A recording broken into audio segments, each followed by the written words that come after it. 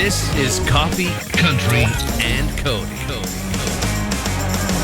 Good morning, everybody. Welcome in. We are inside our A-Cuff studio on the Opry Plaza. Beautiful sunshine coming through the windows. And now you're here. That's all we needed. We just needed that. That was the missing piece. Thanks for joining us. I'm Kelly Sutton. Charlie Mattos is here. Annie Nye standing by. Jeff Roberts upstairs. That rhymes. I like that. You weren't here when we made that up. You were gone because we've been saying that now for a couple weeks. Oh, I actually was. I just forgot. I'm just old and forgetful. So. No worries. But I forgot it. It's how it flows so nicely. You know? Annie and I standing by. That's why we say it. Yeah, okay. She's standing by. I pick up on these things slowly. You got it. All right. Another cup of coffee for you because you're going to need it. Yeah. Still got a long way to go, friend. Still got a long way to go. I know. Listen, I had to help a sixth grader with first day homework, and I'm already in deep water. So. Wow. Math? It's rough. Math. No, ELA, which is not my thing. I'm way better with the math. Really? Good. My brain does math like crazy good. I'm the complete opposite. Yeah. So send him to me for ELA. I can help with that. Yeah. Well, he'll be there at 4:15 this afternoon. We are back to school. A lot of us here in Middle Tennessee. It's so interesting. I just came back from New York and we were talking to our friends that were up there in upstate New York with us. And I said, yeah, restarts next week. And they said, that's crazy. We don't start till September. Oh. But they don't get out until June. We always June. started after Labor Day. Yeah. And the second week of June is when we'd finish, unless we had a lot of snow days and then we had to make those up. Yeah. So glad to be back. Yeah. Well, I had an incredible trip. Got to see Carrie Underwood in Central Park. I sent you back some video. I'm glad you got it because I was worried about the upload for that. But yeah, she was on Good Morning America. So that was really special. We'll talk more about what Carrie's got going on. In fact, she just did a song live for the very first time. It's a song that she's been singing since 2013. But she got to do it live for the first time this past weekend. But we've heard it hundreds of times. Right? It's so odd to think of that. Like it's so ingrained, but it's like, oh yeah, but why? But she wouldn't do it live, right? No. So, yeah. All right. So we got that coming up for you in just a little bit. Plus a brand new place for Jason Aldean. We're going to tell you where you're going to find his latest bar. And Dan and Shay, a special benefit that's happening here in Nashville. All that and more is coming up in entertainment headlines. More Coffee, Country, and Cody is on WSM. Welcome into the studio, Cleto Cordero. It's good to see you. Welcome in. Thank you. It's funny, we were talking because your wife, Caitlin Butts, was with us in our transition week before we made it into the new studio. So she kind of got the short end of the stick because we were over in the Wendell building and it wasn't new and fancy. And so she's probably going to be a little jealous. I'm going to brag to her for certain. Yeah, for tell her how nice it is, how beautiful I guess they it just thought I looks. was more important or something like that. Oh my JK. gosh. It's so good to see you. How you been? I'm good. I Good. was just on the road with her this last weekend. She played Lollapalooza and Cleveland, and so Flatland was off the road. So I hopped in the van for good old time's sake and just hung out with her and our dog Hank. And That's got to be a lot of fun. it is. It's anytime we get a chance to see each other because she's touring and I am as well. Like whether it means I'm back on the road, like I just better off spending my time with her than sitting at home doing nothing. So That's so true. Yeah, you guys really probably look at those calendars and figure out where the overlap is, right? Because so many times you're both out doing stuff. yes, yeah, we try our best. And she was just in last month. She started her tour for a new album, Roadrunner, and she went to Spain actually, and she was gone for 3 weeks. Yeah, I don't talk too loud. She was gone for 3 weeks, and I was doing my thing too, and I didn't see her till the other side. But someone in our band was telling me that how they like the way that they saw us is that we're like in the honeymoon phase, like eternally. And I'm like, hey, I'd never looked at it that way, but I do feel like we try to maximize the time that we have together and enjoy each other's presence. So That's so good. it's beautiful. That's so good. Well, we are certainly happy that you came in to hang out with us. The guys, you are all going to be tonight on the Grand Ole Opry. How many times have you done the Opry now? This will be our third time. The second time, Caitlin was booked to play, and we were just going to go and witness, and I guess they cleared a spot, so it kind of was impromptu. But this is our third time, yeah. Excited. What's it like for you walking on that stage? Because it's always fun for us. I mean, we're standing over there at the podium. We get to bring you guys out and watch the crowd react to you. What does it feel like for you to walk out there? it feels like how you envision it and dream it to be when you're aspiring to pursue like this path, and you dream it up in your your heart and your mind is like you're gonna walk out into this room and everyone's gonna be in a place that's prepared to accept song and your message and stuff. And some places it's not as reverent as the Grand Ole Opry, it's like a little dive or something on a rough side of town, and so it takes a little bit more to get people to that state of being. But I feel like the Grand Ole Opry naturally kind of people go there to experience the storytelling and the songs and stuff, so it truly feels comfy but amazing. Feels like home. Yeah, that's amazing to see. And you guys are part of our Opry NextStage class for 2024, which is feel like you're part of the family, truly part of the family. I'm proud to be. I'm grateful to be included. I mean, we've been at it for 10 years, so to get to be a part of the program and to work with Opry and to be recognized is just wonderful. Time's an interesting thing too. So does 10 years seem like starting in Lubbock all that time ago was like an eternity ago, or does it seem like it was just yesterday and look how far we've come? Because it could be either way, I guess, right? Yeah, I agree. I feel both, because it's like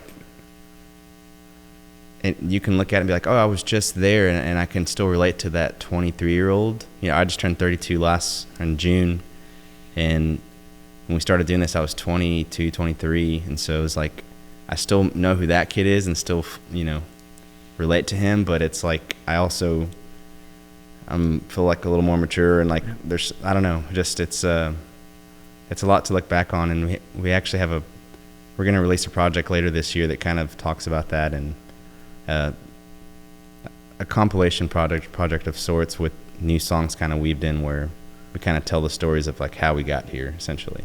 Origin story. Yeah. I like that. That's very cool. Well, let's talk a little bit about soundtracks, because it's always fun when you know that there's a movie coming out and you are a part of that movie.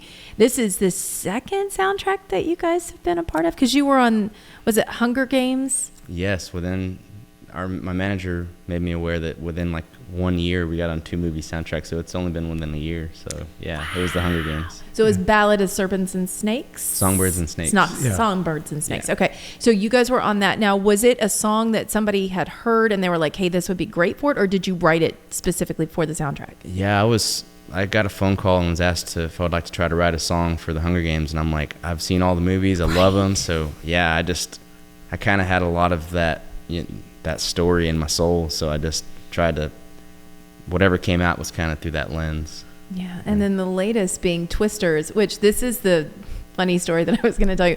We were coming back from New York. We were just in New York this weekend, and we were coming back, and our flight got delayed by 5 hours. And so we decided to go to a movie because, what are you going to do for 5 hours? You don't want to sit in LaGuardia. So we go to see Twisters. Halfway through the movie, we get a text, we've moved your flight back up. So we had to get up and run out of the movie theater. I was like, I only got to see half of this movie. It was great, the half that I saw. So you're a part of the Twisters soundtrack as well. Yes. Tell us about how that came about. Oh, yeah, that was a similar situation. I'm not sure if folks knew that we had a song in another movie, or like, let's see if they can do it again. I don't know, but we got reached out to by our people and asked us if we would want to write for the Twisters thing, and they gave us a little more context though, like described a couple of scenes and stuff, like we're looking for like an upbeat song for this kind of idea, and then but I'm usually just kind of pulling from my subconscious, and I heard something a little more ominous because our music's already kind of naturally bright and stuff, but this when I think of Twisters, I think of like something bad's about to happen. Right? So. Did you grow up with tornadoes all around you? No, I grew up in Midland, Texas, out there in West Texas, and my wife's from Tulsa, so she's actually way more familiar with tornadoes, and anytime she hears the towers here in town, she's like, we got something. Yeah, we gotta it's go. Real. Yeah, it's real. When you grow up with that, then you're like, we don't mess around. When those sirens go off, we're gonna go underground somewhere. Right, find the hole. I was hoping that whenever you ran out, like if you out of the theater, you would have been like, I can't take it. It's too It's scary. too scary. Well, we did get a lot of looks because there were 4 of us, and we all of a sudden got up in a very dramatic part of the movie and then just exited quickly. And I'm sure people around were like checking their radar, like, are they onto something that we don't know about? Is this place about to get hit by a twister? Yeah. So I will go back and see the back half of it. But when you finished that song, is it easier for you to write when you have something so very specific, or is that a harder target to hit? I think all the information you can get is better than none, but I feel like ultimately whatever the song wants to be, and they say whatever will be, it's like if they like it and it fits whatever it is they're looking for, you could try to write a song specific for a scene down to the whatever, but it's too specific, so in the other instance, at the Hunger Games, yeah. All I got was a movie trailer, just in the synopsis. So it's like, I think you can make something cool out of whatever you get. That's cool. Yeah. Well, we're certainly glad that you stopped by to see us this morning. Hang out. We're going to have you play live in just a few minutes. But right now, we're going to play the song off the Twisters soundtrack. This is Touchdown, Flatland Cavalry, right now on WSM. More coffee, country, and Cody is on WSM. Happy to have Cleto Cordero in studio with us this morning from Flatland Cavalry. They're going to be on stage tonight at the Grand Ole Opry, and they are also on the Twisters soundtrack. So if you're going to go out to the movies and see it, first of all, tell me how it ends, but second of all, make sure that you pick up that soundtrack. 29 different songs on that soundtrack. It was packed. I remember when the buzz started about how many people were going to be on it, how many songs, and that all of them were either country or country adjacent. And I'm thinking, I don't know who did that, but they're brilliant. So who was it that reached out to you? Was it somebody reached out to your management, I'm sure. I think it was Warner Chappell, who's represents me, our publishing. Yeah. And so, which I just always, I grew up listening to country music, love watching movies, and so to get a song on the movie was something that was always like I didn't write it down as a goal or anything, but it was like, I'm so grateful that it came to be, because whenever they did, by the time it did cross my plate, I feel like I was prepared or ready enough to be able to try to deliver. Yeah. But as a younger songwriter, probably not, maybe. I was 22. Well, I could just remember soundtracks just being such a part of my record collection as a kid. From Saturday Night Fever to Grease. Flashdance. Hello. Okay. Well, it's a great soundtrack. No, it was. Footloose, great soundtrack. Yeah. Dirty Dancing. Great soundtrack. Yeah. And then just the ones that were just the scores. I remember buying the Star Wars and Superman. It's just such a part of my record collection. What was one of the first records you remember buying as a kid? What was part of your record collection growing up? When I I got a guitar when I was 14, and then when I was 15, my brother got me an electric guitar, and that's when I discovered rock and roll, and I went to a music store and I bought, it was Band of Gypsies by Jimi Hendrix. Yeah. And that was kind of his eclectic, later stuff in his career, but I got him, I got Led Zeppelin, The Mothership, it was a compilation record, The Chronicle by Creedence Clearwater Revival. Mm-hmm. So at least those are a few. Yeah. That's fun. What was the first one that you remember trying to learn how to play? After you heard the record, you were like, I need to play that. Maybe something like Black Dog or something from Zeppelin, or just hearing Jimmy Page just shred. Yeah. I'm like, and to a young teenage guitar player, you're like, I gotta learn that. This is something that's got to be in my repertoire. Yes. I'm gonna look cool when I perform this. That or Thunderstruck. That's perfect. Yeah. See, if you could do that at a bonfire, you win. Yeah. You win the night. If you'd only gone with AC/DC, 2 chords get you half the songs. It would have been much easier. So, 2 chords in the truth. That's right. That's all we need. Cleto Cordero, give us a little country twang at the end of it. Oh, I love that. Such a pretty song. Thank you. Where were you when you were writing it? I was in Austin, wrote it with our producer, and I went in that day. I said, dude, I got enough slow, sad songs. I need something upbeat and happy. And we were working on it for 7 hours, and finally got to halfway through it, that line at the end of the chorus, wake up to the moment and let your big heart shine. I was like, I want to stamp that on my soul, just if I can just focus on that little phrase, my day can turn around. It's be present and just open your heart up. So, all about perspective. Mm-hmm. That would be a great tattoo, by the way. It would be cool. I don't have any, but I don't either. maybe on a T-shirt. We'll start with the T-shirt. Let's start with the T-shirt. That's less permanent. I like that idea. Have you had somebody come up to you and ask for a song lyric in your handwriting to get it tattooed? Yes, I have. And that has to be the most pressure ever, because you're like, I'm writing something that's going to be on your skin forever. I know, and it's usually after the show, and like I'm sweaty and my hand's a little shaky, and it's like a not the proper tip, point, and it's like you can see it like bleeding into their skin already, and I'm like, hey, like, sleep on that and think about it tomorrow. Don't go get this tattoo right now if you've had 8 beers. Don't do it right now. Do you remember which song it was? It was a lot of A Life Where We Work Out. Like, if life is only ups and downs, maybe you'll come back around. Or another lyric from Summertime Love. It all started with the Summertime Love. Okay. Somebody was going through some stuff. Yeah. Okay. People have gotten tattoos of our lyrics and stuff apart from me writing them. Like another song, War With My Mind. Which is about like mental health and stuff. And yeah, that's awesome. Yeah, so.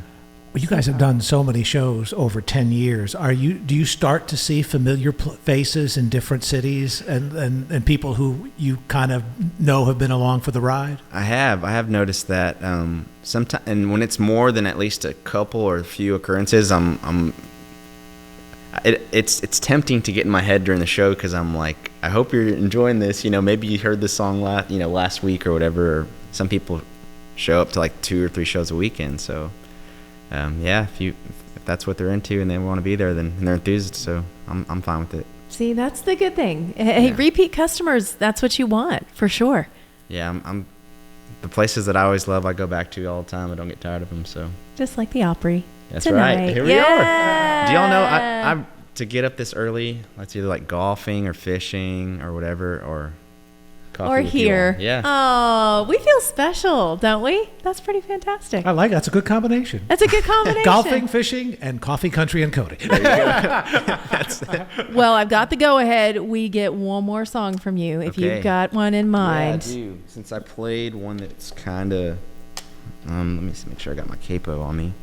We usually have a collection of them somewhere. I don't know where they are now that we've moved into the new studio, but we did have them on a table. It was a collection of capos and tuners and all the other accoutrement that people would leave behind. We have a nice little basket. Mm-hmm. It's almost like a lost and found, but no one comes back to claim.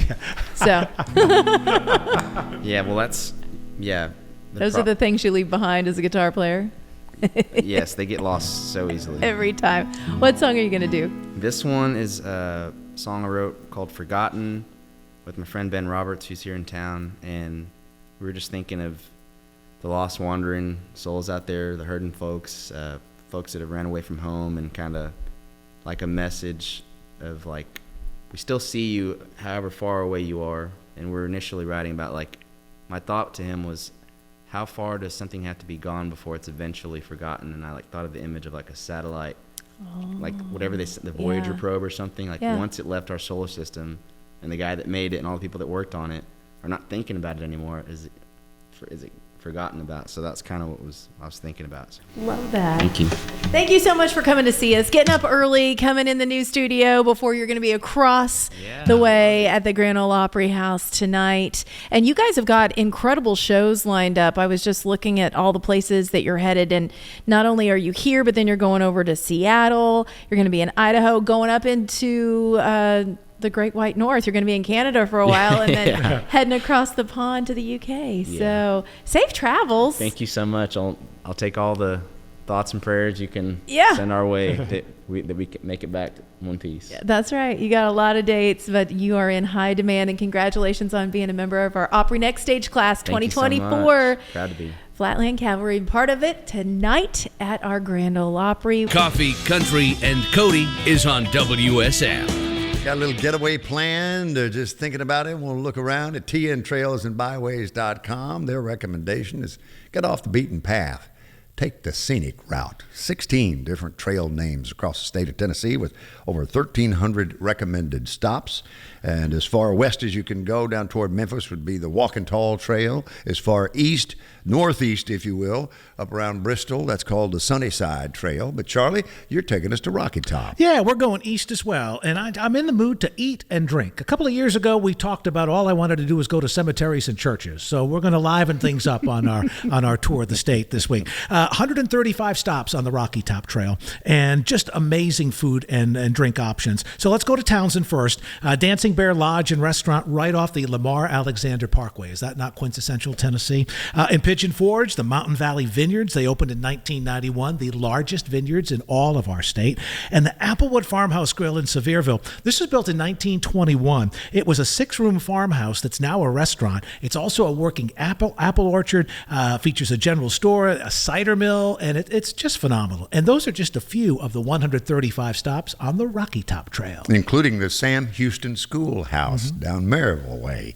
Again, tntrailsandbyways.com. Take the scenic route. You can take the scenic route. I was just telling you that when I was in New York and I was walking through the Sleepy Hollow Cemetery, I thought of you. Because I was the only one in my family who wanted to get out of the car in the rain to go see Washington Irving's grave. And I thought, well, Charlie was here. He would appreciate this. I love cemeteries. I love old churches. Yes, that was one of the oldest churches in the United States. It's the Old Dutch Church. It was built in 1658, I believe. Maybe 85. I can't remember. Do you know the oldest church in Nashville? No. It's right downtown. Okay. It's St. Mary's of the Seven Sorrows Catholic Church. Oh, it's haunted. And yes. it's designed by the same designer that did our Capitol. So if you look at it, it's like almost like a little mini Capitol. And they still do mass there. It's great. It was on the ghost tour that I did years ago for downtown Nashville. And they said that when they were doing renovations, they discovered that someone had been buried behind the altar. It was one of the priests, but no one had written it down. So. Oh. Right. Okay. It was one of those like, surprise, there's something here we didn't know about. You know, that church also, during the Civil War, was neutral ground. It served as a hospital for soldiers of both sides. Oh, really? So, yeah. So a lot of history in that There's place. a lot of history. Yeah. Well, it is funny to me, though, when you're in the Northeast and you see the dates on things, you're like, oh, we don't have old stuff. We got, ours is old, but it's 1622 to 1684. Yeah, it's not, we're not looking at that kind of old. So very cool. Well, let's talk a little bit about Carrie Underwood. That is one of the reasons that we went, we were already going to New York, but while we were there, we got to see her perform. This was in Central Park for Good Morning America. She killed it as always. And she also announced that she is going to be the next judge on American Idol. Now that season doesn't start till spring of 2025. So we got a while before we see her in that role. She's taking over for Katy Perry. But she also had some fun over the weekend after being in New York. She showed up at the Pro Bowl. This is the Hall of Fame induction ceremony. Yes. That they did. Is it Cleveland? Where is it? Canton, Ohio. Canton, Ohio. That's where the I knew it was in Football Ohio. Hall of Fame is. Yes. Look, I don't know. It's okay. I don't know. It's all right. Cleveland is the Rock and Roll Hall of Fame. Different Hall of Fame, though. Yes. I knew there was a Hall of Fame in Ohio. Why does Ohio get all the Hall of Fames, by the way? They don't really. They have two, but that's okay. Where's the Baseball Hall of Fame? Cooperstown, New York. Oh, okay. You were very close to the Baseball Hall of Fame on your New York trip. Dang. Obviously made that part of your agenda. Clearly, I know where the good spots are. Basketball's in Springfield, Massachusetts. Basketball should be in Indiana, and I will stand by that. And I think hockey is in Toronto, but possibly Montreal. I can feel And that. someone in Canada is getting really mad at me right now. Fine. So I don't know a whole lot about the Football Hall of Fame, but I do know that the way people find out if they're going in or not, they go there and they sit in their hotel room and they wait, and then they walk around and knock on your door. If you get the knock, that means you go in. How horrible is that? Is that not the worst way? I mean, these people are on pins and needles and are sitting in their hotel room waiting for the knock. I've watched Landon Hutchison, her husband, and I watched her go through it 3 times before he was chosen. Like, they sat there and waited, and he didn't get it. He didn't get the knock. I'm like, it seems cruel to me. But who am I? Okay, Carly Pierce. Let's talk about her new ink. She got a new tattoo, y'all, and it's all about us at the Grand Ole Opry. So Carly has been a member of the Grand Ole Opry since 2021, and she showed off some new ink. She had a postage stamp put on. It looks like a postage stamp. It has a guitar in it, and it says Grand Ole Opry. And then up in the corner, it says 21. And it took me a minute to be like, oh, 21, because that's the year she was inducted. It also has WSM. I know. Pretty Our cool, call huh? letters Yeah. are on her body forever. I don't even have a tattoo. I feel like I'm not doing my part as a WSM employee. That'll be part of our next staff meeting. We get matching tattoos like Ronnie. It says where he has cowboy. We could just have WSM right Not there that on big. our arm. That's like super big font. That would be a big font. Yeah. I don't know. Maybe we'll just do a dot. Like that's what it all represents. It looks like a freckle, but that's my allegiance to WSM. Yeah, she posted that just saying, you know what? It was one of the proudest moments of my life, and it reminds me that hard work and belief can make anything happen and take me anywhere. Stay tuned, everybody. We got more right here on Coffee, Country, and Cody when we come back. Coffee, Country, and Cody is on WSM. Okay, we've just come up with a new merch item that he will be selling at one of his shows. Calm down, everybody. It's just country music.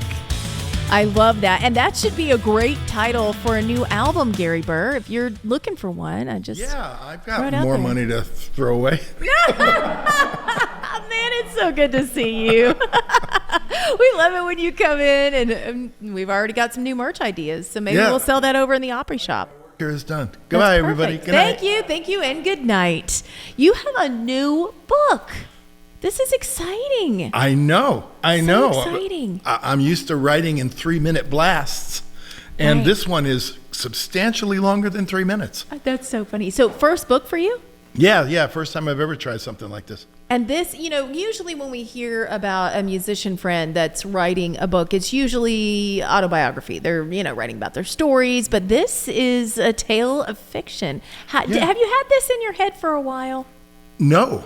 Really? No. Okay, so this wasn't something that was back there a few, 20 years ago or something. You know what? Funny you brought it up because somebody told me I should write an autobiography. Sure. And, when I sat down and thought about it, I realized I'm just not that interesting. Oh, I beg to differ. You can disagree all you want, but I'm much closer to me than you are. And so the pandemic hit. Sure. I was in New York City. I was walking around. I always go to see the strawberry fields area in the park. And you see the Dakota there. And for some reason, I was just thinking of the fatefulness and the idea that if John and that assassin if John had stayed at the studio for an extra playback, if the guy couldn't get a cab, they would have never intersected that night, and there would be a whole different timeline to the world. And I started to think of what that would be. And then I said, gee, if there was only something that could happen to conveniently make me have to sit at home and write this, and the pandemic came. Wow. So, luck on my part. So I sat down and I tried to see if I could do it. And, it kind of came out, and I had a lot of fun writing it. It was a lot of fun. Who knew after all this time? I don't know if you're aware of this. Beatles are very popular. I heard. They're a popular pop quartet from the 60s. I'm familiar. Yeah. Okay, good. Well, the age, I figured, Well, it's funny too because you talk about that, but what was the movie where the guy hits his head and then he wakes up and he's in a world where there were no Beatles? Yesterday. Yep. And that was such a great premise of if you knew all of the Beatles hits and you knew their songs by heart, but then they didn't exist, and all of a sudden people think you're a genius. Yeah, and that he's was a pretty great idea. And so good. And that's the trick of the book is you got to find a different angle. So for me, the angle was something, I do a twist of fate that lets John stay alive, and then something else happens that makes them, as 58-year-olds, say, we're going to get back together and see if we can do a concert. Boy, wouldn't that have been the dream? And I've been in have them enough all. bands to know that is not a good idea. and yet it's a very fun idea. It's a very fun idea, and I tried to make it exciting and heartwarming, and it's going over like gangbusters. I'm really thrilled. Well, so good. One of the seminal moments in any genre of music was '64 and the Beatles on the Ed Sullivan Show. I mean, how monumental a moment was that for you as a kid? Not very. Really? Okay. Only because I was more upset at my older sister's reaction because I thought maybe she was having a seizure or something. But for me, my parents put us all in the station wagon. You'd look out the back window and go to the drive-in movie. Mm-hmm. Yeah. And they park backwards so you could look out the back window. And it was Hard Day's Night. And it was winter, and the windows were all up. And when that first chord hit, I could hear muffled screams from hundreds of closed window station wagons, and it was to this day I remember the sound of that, and that's my first memory of this is something weird. Wow, where would that have been, Gary? Pardon? Where would that have been? I was up in Connecticut. I was in Connecticut with the drive-in movie theaters. Yeah. Oh, wow. Yeah, That's isn't that incredible. something? I just remember that. Just the roar of these teenage girls screaming with a chord. Did you immediately say, hey, I think I want to learn how to play guitar after seeing that? No, I went to Woodstock, the original Woodstock. And I was supposed to be an electrician because my dad was an electrician. Got it. And in New England, you pretty much, in Connecticut, you drop out of college, you go work for your father, you eat a lot of sausage, and you die. Okay. Yeah. That's the time plan for Connecticut. Well, I'm Rhode Island, so it's exactly the same, for you. But everybody in my family's within 10 miles of where my house was, and 90% of them are still there. You don't leave either. That's, no. Most of my friends in Connecticut have all married their other friends from Connecticut, and it's great. They're all wonderful. Yeah. But I basically sat there in the mud and the rain and realized that the guys up on the stage would get a lot more girls than electricians ever would. Okay. So I hung up I just kept writing songs every night until I finally wrote a song that saved, writing a song, my first song, saved a lot of houses in Connecticut from being burned to the ground because of me trying to be an electrician. So how old were you at Woodstock? How impressionable a youth were you? How young was I? Yes. I was 17, and I was really scared. I went the whole time not eating or drinking anything. I'm amazed you could have gotten the bad acid. I was afraid. I was so terrified because I was the only kid there, with short hair. I actually have a picture of the Woodstock crowd from the stage, and you could see me right in the center. No. With my little haircut, my little bangs, my little beetle bangs coming down on my forehead. Really? Because I was very close to the stage, and I have one picture from Look magazine of me in the middle of the crowd, just staring at John Sebastian, who was, God knows what he was staring at. Who blew your mind that day? Because any of the days, was there one particular person?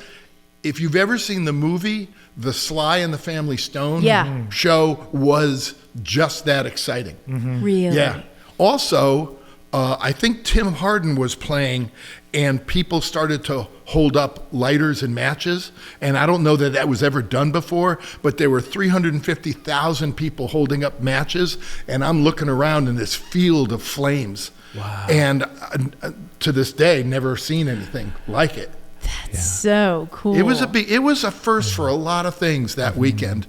And for me, I bailed on Sunday. I was too gross and thirsty. Well, you got out because you would have been stuck in the traffic. I hauled butt down the highway and found a Howard Johnson's and had a wash up in the sink and a clam roll, and I was good to go. Oh, clam roll. The fried clams from Howard Johnson's. That's the restaurant of my youth right there. Right. Well, and to a whole generation who thinks holding up the cell phone is cool. Yeah. You hadn't done that until you almost burned your thumb off during Hey Jude. There's nothing like it. Yeah, where's the danger in holding up a phone? Yeah. You're praying the wind doesn't shift. We were committed. We were committed. Where's the danger? More coffee, country, and Cody is on WSM. Gary Burr is in studio with us this morning. We're usually talking about new music. This time it is a new book, Rock and Roll Fantasy. This is so cool. The fact that you just reimagined the Beatles story. And it really does make you think, if one thing had just been a little bit different, how the entire story would have been different. Yeah, it sure would have. And it was so much fun trying to visualize what that would be.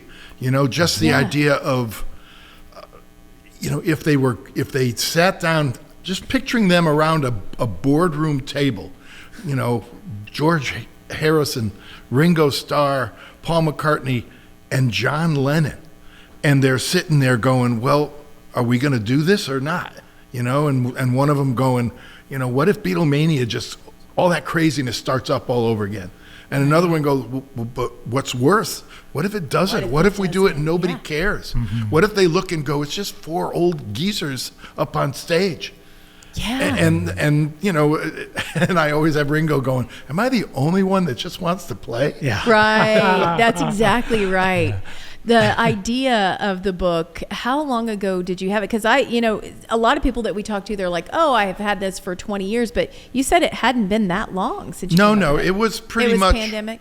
Yeah, it was right before the pandemic. I had the idea, and I kind of was waiting to come up with the device that was going to set it in motion. Mm-hmm. Yeah. And then once I got that, it kind of, I always hear Stephen King say that sometimes when he's writing, his characters do things that surprise him. Mm-hmm. And I get what he means. Sometimes it's like, oh, because I just had him do this, that means a bunch of pages later, this could happen, and that'll be really fun. That's so cool. It was really fun to write. It's called Reunion, because that is basically the whole premise of it, is dragging them over the finish line to a big concert in Central Park, and will it happen or will it not happen? And there's heroes and there's villains and there's music and there's all the songs you know and love, and it's a rock and roll fairy tale. That's so good. Your publicist and fellow songwriter Hall of Famer Don Schlitz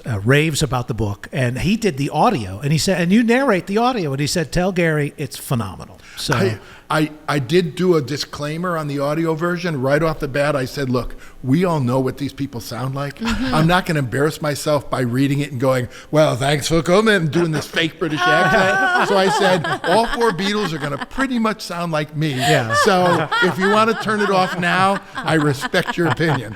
Well, it's interesting. So Harrison toured the U.S. in 74 and played Providence, but I was only 11, so no way my mom was going to let me go.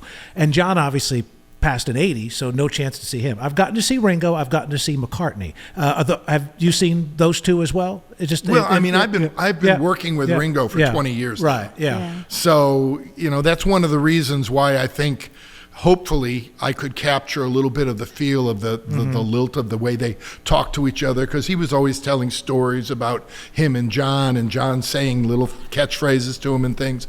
And, so I may be the only person on the planet that's seen Ringo in a Speedo. A Speedo bathing suit. Oh, yeah. Well, I'll leave that right where it lies. Okay. And I've certainly, I've met McCartney a few times, and actually, wrote a song. Me and my friend Brent wrote a song for Ringo's 70th birthday, and we had all his friends sing a line of the song. And one of the lines, we went to London and had Paul sing the line to him. And that's so, cool. I can get to say that, Paul McCartney sang my lyrics, but it's, only 8 words, but still. I take 8 words. I take 1 word. Right. I just want to say hi. I just want to breathe the same air. Gosh. So what was it like for you to finish this and then tell Ringo about it? Or did you give it to him first? Like, how did that go over?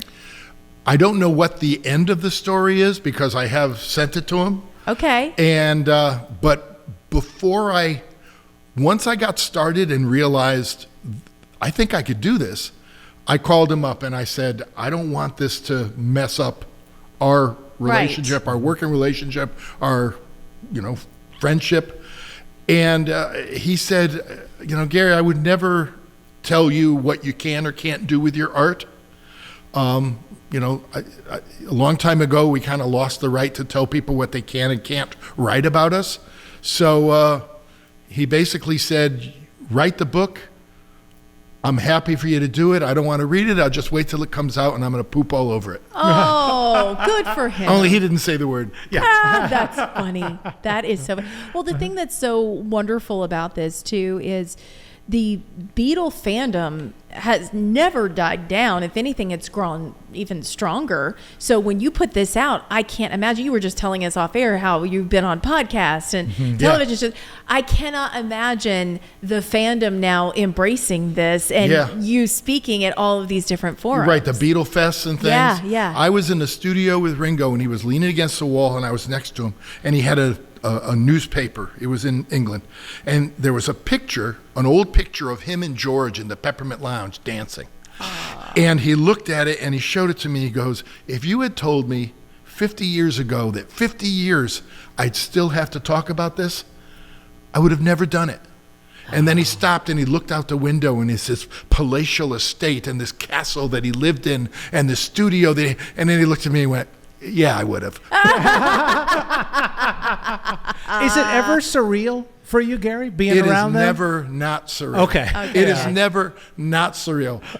Something like that happens, and I walk out and I just bang my head against the brick wall going, that was him. That was him. Isn't that When you crazy? walk, and when you're with them and people see them, it's like they're seeing a Smurf. It's like, I've heard of them, but I didn't know they were real. It's real. It's a Smurf. No, it's a Beatle. Wow. Oh, man. That's just the coolest. Well, congratulations on this book. Thank you. And it's on Amazon and Kindle and all kinds of good things. And the audio with no accents. That's no so that's accents. available as well. That's right. Good. It says it's Connecticut white bread reading of an English story. Right. Yeah.